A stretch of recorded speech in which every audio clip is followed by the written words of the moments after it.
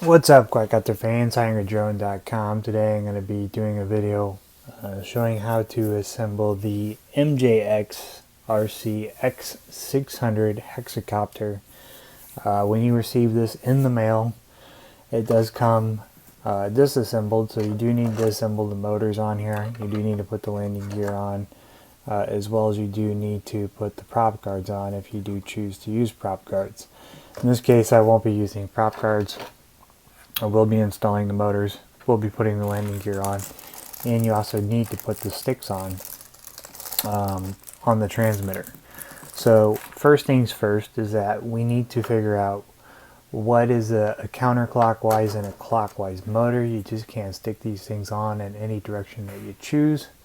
Otherwise, that just won't work. So you'll end up getting a quadcopter that does not fly correctly, or flips over, or even worse, crashes when you're in the air. So what you can do is you can look at the cables here. Now, if you look on the box, it just tells you to connect the wires, and then you're going to go ahead and screw them in. Well, that's not necessarily how it works. You need to make sure, like I said, that you have the right rotation of the blade, clockwise or counterclockwise. Otherwise, this isn't going to work out very well for you. So all of these cables coming out of the quadcopter are red-black, which does not help. There are no labeling on the motor arms to let you know which motor to use, and there's no labeling on the motors themselves to tell you if it's a counterclockwise or clockwise motor. So the way to tell is if you look at this motor here, this is a black-white wire, and bear with me, I'm going to turn the light on here.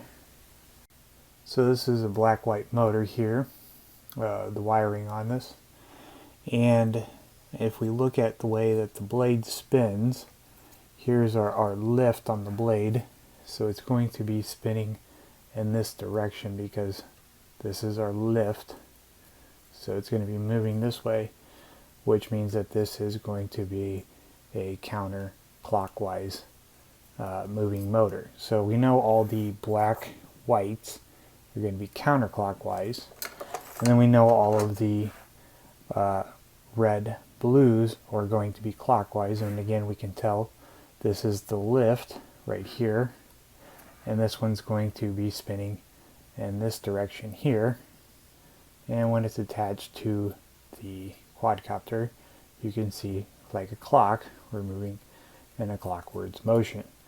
So the next thing to do is figure out where they go on the quadcopter itself. So if you look in the instruction manual, it'll tell you what direction each motor arm is spinning. So this motor arm here is a clockwise motor. So we're going to take a red-blue, we're going to go ahead and hook this up to the quadcopter.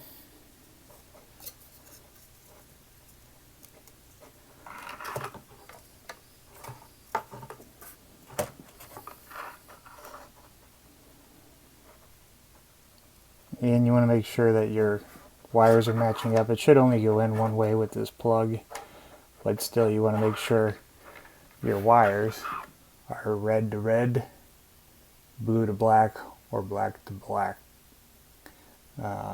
So this one is hooked up, so we can go ahead and start tucking in the excess. And we do need to leave room for the screw because there's a mounting screw that's going to need to go on here too as well in order to mount this to the quadcopter, or hexacopter in this case.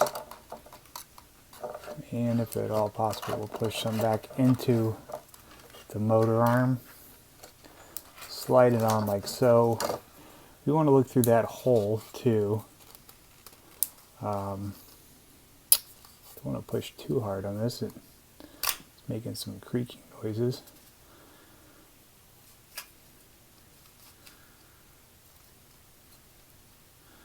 We'll go ahead and try to stuff this down in here a little bit just to get a head start before plugging it in. Didn't like those creaking noises that are coming from the quadcopter, so ensure that the motor is properly plugged in. And then we'll try to slide this down. Now I did have one motor that was kind of bent on the opening. It was stuck in the cardboard. I don't want to mash this too hard to smash any wires. Can't really see. But once I do get it to the hole, then we'll know that we can stick our screw in there and mount that motor. So just to go through the motors here. So next motor here, this is going to be a counterclockwise. So that's going to be a motor that's going to be white black. Again, we'll try to go ahead and get some of this excess wire out of the way. We'll connect the motor to the motor arm.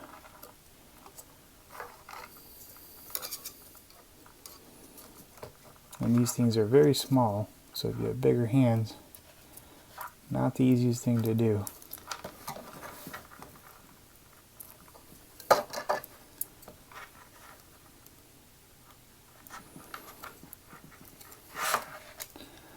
So we'll try to tuck as much excess as we can into the motor arm without interfering with the screw hole, because that's going to be important when trying to slide this on.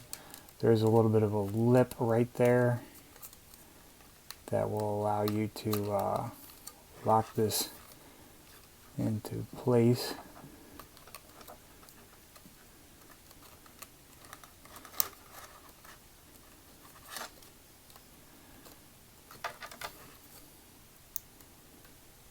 So, not the easiest to get on there. Well, probably help if put the motor on the right way. Had it actually upside down.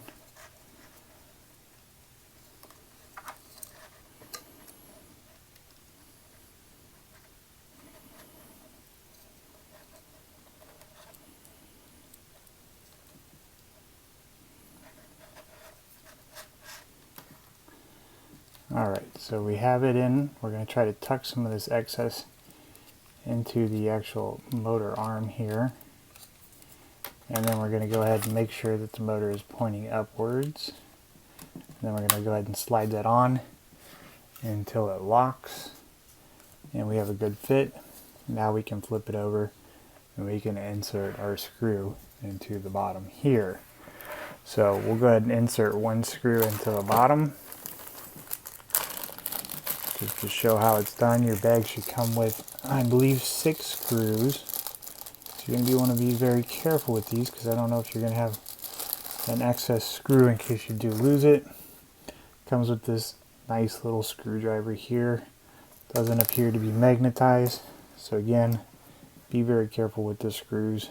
Try to do it on a table if possible, so that way if you do drop the screw, you do not lose it. And we're going to hope that we're screwing in to the motor arm without touching the wires or screwing into the wires, causing a possible short in the motor. So now we have the front 2 motors on, so that seems pretty simple. Now the next part is just continuing to go through and making sure that the motors are on the correct spot. So I'll go through all the motors and then tighten them in just so we know which motor goes where. So the next motor on this right hand side, this is the right, this is the front, is going to be a red-blue, which is a clockwise motion motor. So we'll go ahead and attach that one.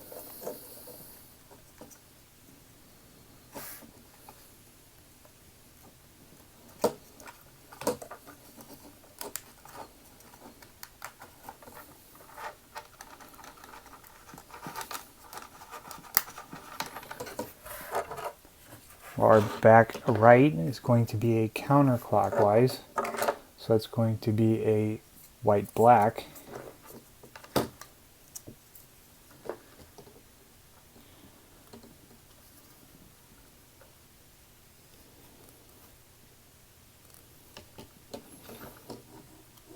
And again, we're going to go ahead and start stuffing this down into the motor arm.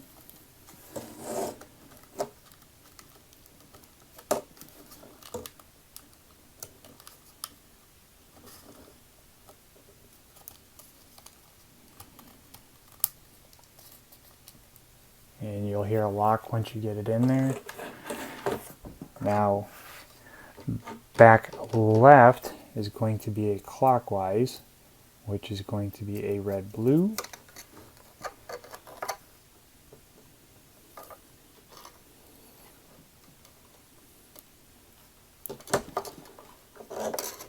And really make sure that you have these plugs in here, so that way there's the least likelihood or least amount of chance of this thing coming undone. You losing a motor while you're in the air. These are some stiff wires, so just trying to find a way to get these to tuck into the motor arm as easy as possible. Again, sliding this down. If it's not going on, don't force it, but you got to give it a little push, give it a little bit of a push. So now we have all the motors on but one. So by default, again, front, right, left, this is going to be a counterclockwise. So if we have the right color remaining, which we do, we have a black white. That means that we have done this correctly. So we'll go ahead and plug this sucker in, making sure it's extremely tight. Again, trying to push back some of the excess wire into the motor arm, pushing the motor on till it snaps, doing the same to this remaining motor that was giving us a little bit of an issue.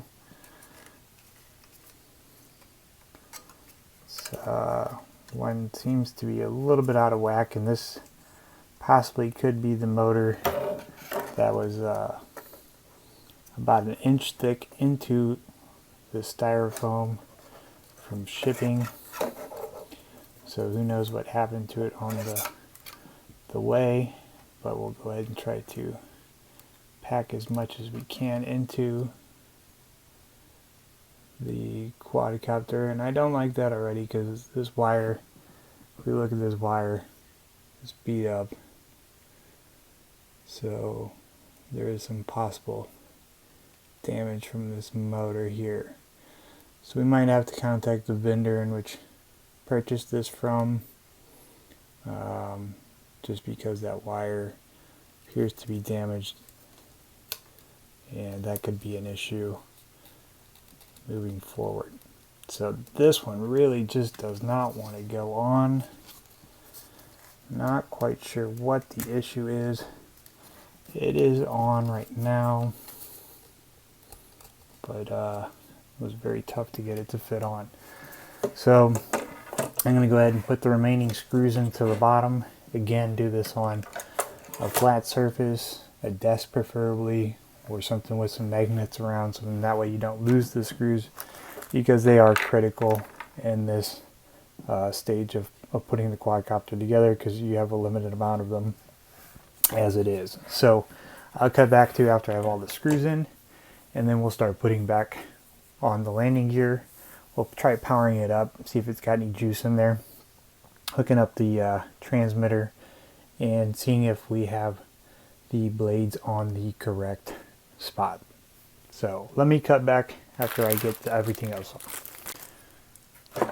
Alright, so I just got the landing gear as well as the prop guards out of the package.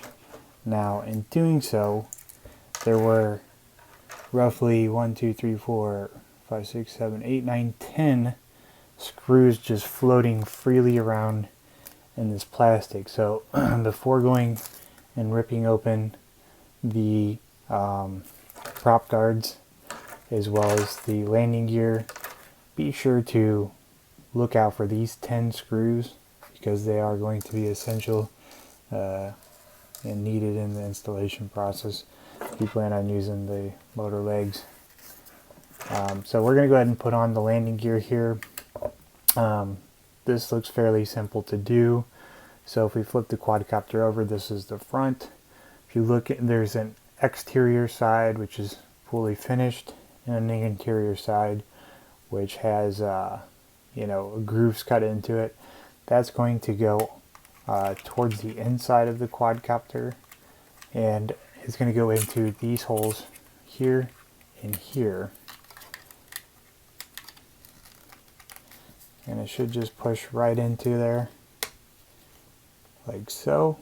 And then we do have a screw hole, and this is going to be very, very tough with how small these screws are and not having a magnetic screwdriver.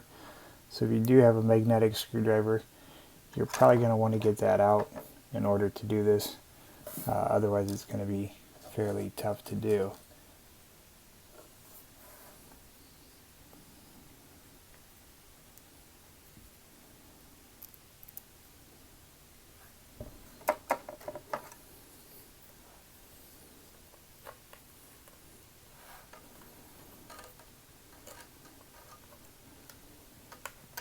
And the landing gear is going to be optional, so you're not going to need to put it on there if you don't want to. I am, just because I plan on, you know, strapping a camera to it. The landing gear will add some extra weight to it. You can get a camera for this if you choose to. It uses a 3-pin camera. I do have an extra camera laying around that's a 2 megapixel 3-pin camera that I could possibly use for this. I should talk to the quadcopter if you just plug it right into this pin here too. You can pick a lot of those 3-pin ones up for roughly like $9, and they're in that 2 megapixel range. The quality's not going to be the best, but this can, and I have seen it online, you know, flying a Mobius or a run action camera, so I feel pretty confident about being able to put mine on there once I do, you know, figure out how well this thing flies. So we'll go ahead and put on the other landing gear legs here, and again we'll put the screws on. I'm just gonna not do it just to save time. I will come back around to that and do that later. That will use you know, 4 in total of the 10 screws that are in there. So you have 6 remaining screws, and those will be for your prop guards here. Now in order to install the prop guards, you have 2 hooks here that will go into holes that are located here and here on the quadcopter or hexacopter. I know it's black, it's a little hard to see, but they just slide into the hole, and then from there you have a 3rd hole right here in the front, and you can stick the screw right into that hole right there. So then that way you can secure that, and it'll be stuck in there without any issue, without having to worry about this thing popping off in case, you know, of a wreck, or, you know, if it bends up or anything, if it comes loose, if these break off. Alright, so now that we have the landing gear on, the next thing to do would be to put the prop guards on. Very simple to do. It has 2 claws or peg, like little things that come out here, and then if you notice here, I know it is dark, so it's a little bit hard to see. There's a hole right here in the middle, which is going to require 1 of the screws. You should have 6 remaining screws left, and those will go for each motor and each motor arm for the landing gear. So we just put the holes in. There's 2 holes here on the motor. We just slide those pegs in there. It's in pretty good the way that it is, but just to ensure that it stays in there, you're going to want to go ahead and use a screw. Again, these screws are very small.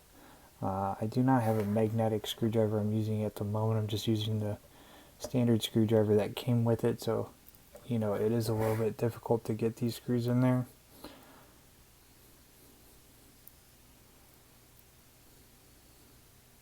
The easiest way for me is just to turn the quadcopter upside down, but you're still kind of battling with the the propeller on the quadcopter. We go ahead and get that screw in there, tighten it down. Now we have a very stable and secure motor arm on there. So I'm going to go ahead and put the remaining motor arms on. We'll cut back. Last thing to do is to put the sticks on the transmitter and then plug the battery in. It might have some juice. Again, I haven't charged it. This is straight out of the box. So we'll see if it has some juice in it. If it does, we'll try to power up the quadcopter or hexacopter and see if we can get any lift with it. So next step is to take the transmitter. This comes with 2 sticks here that screw right into the transmitter. So I just go ahead and thread these in to the holes right on the transmitter here. I'm going to go ahead and turn them in a clockwise motion. Actually, it doesn't even look like we need to. We just need to push them in there. Thought they had a thread in them. So you just push those in there. Very simple to do. Now we have our controller ready to go, or our transmitter. We'll undo the screw in the back, which will give us access to the battery bay. And we'll go ahead and throw in some batteries into the transmitter and hopefully be able to fire up the quadcopter just to make sure that the motor arms are on correctly.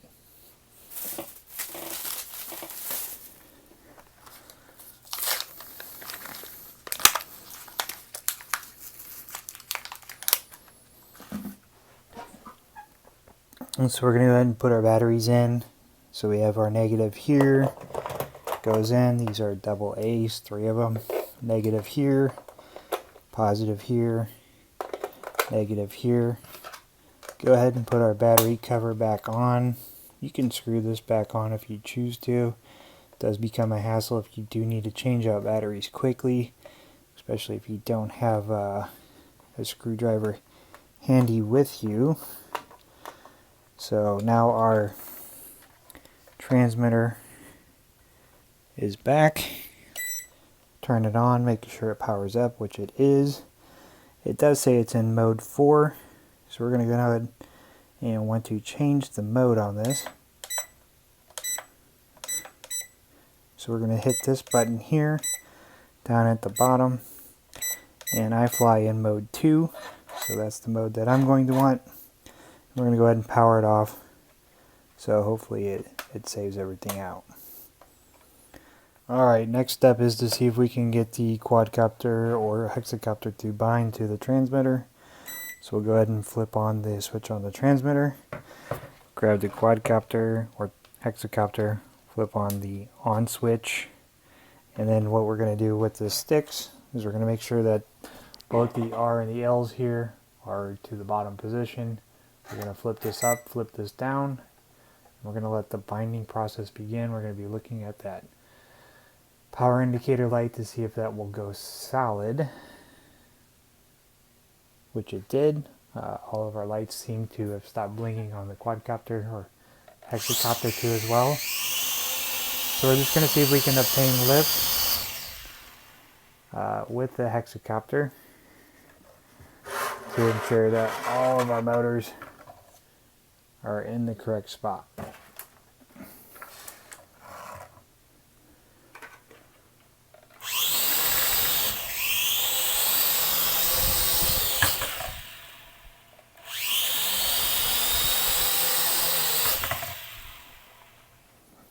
So we were able to get lift, so that means that all of our motors are in the correct location, and we were able to set up the MJX X600 Hexacopter. So if you have any questions, comments, feel free to leave them in the comment section below. Be sure to like the video and subscribe to the channel for more upcoming videos in the future.